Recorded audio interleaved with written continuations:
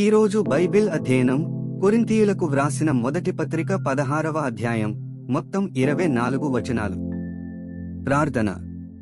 ప్రియమైన దేవా, మేము మీ వాక్యాన్ని చదివినప్పుడు మా మనస్సులను పునరుద్ధరించి మాకు అవగాహన కల్పించండి. మీరు మా సమయాన్ని ఆశీర్వదించి మీకు దగ్గరగా రావడానికి మాకు సహాయం చేయండి. యేసు నామంలో ఆమెన్. కొరింథీయులకు వ్రాసిన మొదటి పత్రిక 16వ అధ్యాయం. పరిశుద్ధుల కొరకైన కానుక విషయమైతే నేను గలతీయ సంఘములకు నియమించిన ప్రకారము మీరును చేయుడి. నేను వచ్చినప్పుడు చందాపోగు చేయకుండా ప్రతి ఆదివారమున మీలో ప్రతివాడును తాను వర్ధిల్లిన కొలది తన యొద్ద కొంత సొమ్ము నిలువ చేయవలెను.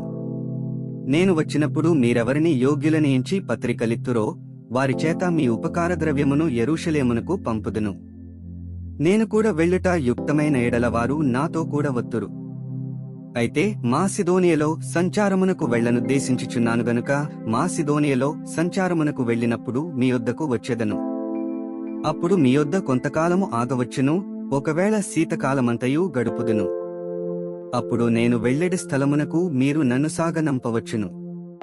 ప్రభువు సెలవైతే మీ యొద్ద కొంతకాలముండ నిరీక్షించుచున్నాను. గనుక ఇప్పుడు మార్గములో మిమ్మును చూచుటకు నాకు మనస్సు లేదు. కార్యానుకూలమైన మంచి సమయము నాకు ప్రాప్తించియున్నది, మరియు ఎదిరించువారు అనేకులున్నారు గనుక పెంతెకొస్తు వరకు ఎఫెసులో నిలిచియుందును. తిమోతి వచ్చిన ఎడల అతడు మీ యొద్ద నిర్భయుడైయుండునట్లు చూచుకొనుడి, నావలనే అతడు ప్రభువు పనిచేయుచున్నాడు. గనుక ఎవడైనా అతనిని తృణీకరింపవద్దు.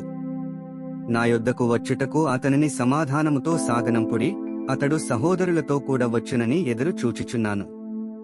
సహోదరుడైన అపోల్లోను గూల్చిన సంగతి ఏమనగా, అతడి సహోదరులతో కూడా మీ యొద్దకు వెళ్లవలెనని నేనతని చాలా బతిమాలుకుంటునిగాని ఇప్పుడు వచ్చుటకు అతనికి ఎంతమాత్రమును మనస్సు లేదు.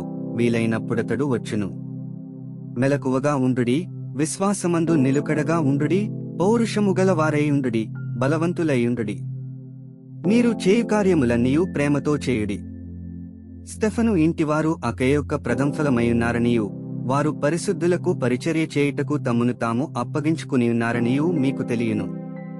కాబట్టి సహోదరులారా, అట్టివారికిని పనిలో సహాయము చేయుచు ప్రయాసపడుచు ఉండు వారికందరికిని మీరు విధేయులైయుండవలెనని మిమ్మును బతిమాలుకొనుచున్నాను.